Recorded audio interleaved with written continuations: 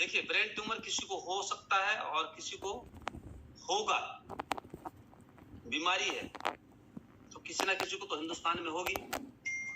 लेकिन ऐसा कुछ देखा गया है कि यदि ब्रेन ट्यूमर है और हम फैटी हैं, हम लोग ओवरवेट है, हम ओबेसिटी में हैं और ब्रेन ट्यूमर है हमें, और यदि आप 96% उसको कंट्रोल कर सकते हैं, उस ब्रेन ट्यूमर को, यदि आप अपना वेट लॉस कर लें, अपना वेट लॉस कर लें, 96% आप उसको कंट्रोल कर लेते हैं।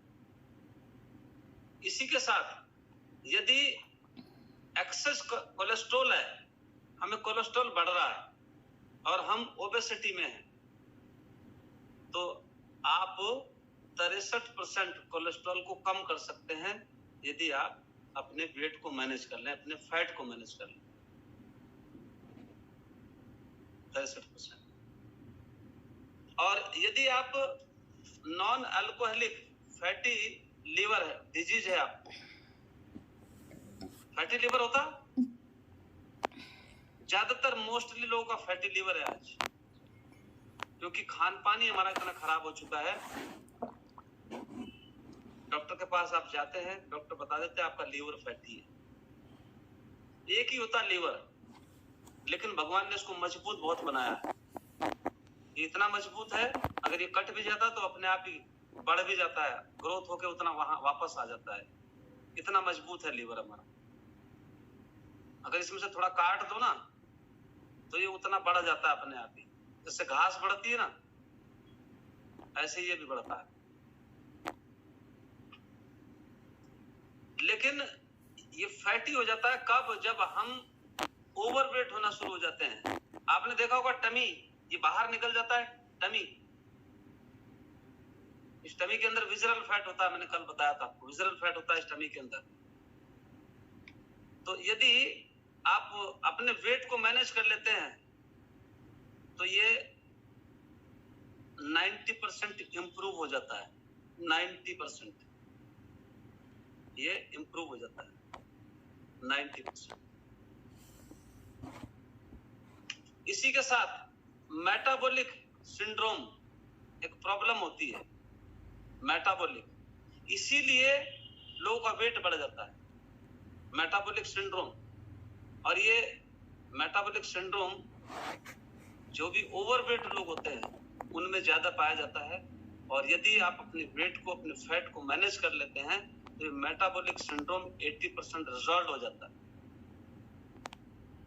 आप ये समझ लीजिए कि अपने खान पान को यदि आप बैलेंस कर लेते हैं और आप अपने आइडियल वेट पे आ जाते हैं और आप थोड़ा योगा एक्सरसाइज जोड़ लेते हैं तो आप बहुत हद तक स्वस्थ हो जाते हैं, बहुत हद तक आपकी दवाइयां बच जाती हैं।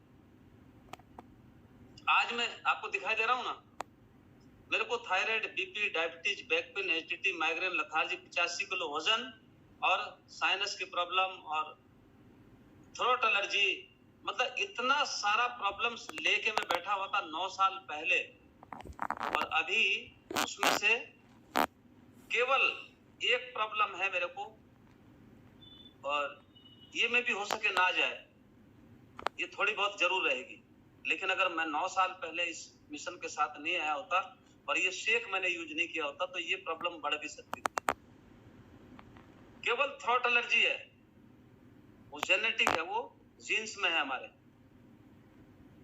एलर्जी का इलाज नहीं होता कोई, इसीलिए मैं 2.5 दवाई बताता हूँ कि 2.5 दवाई है पूरी दुनिया के अंदर। Antibiotic 1, pain killer 2, anti allergic आधी। इसलिए बताता हूँ कि एलर्जी का कोई इलाज नहीं होगा।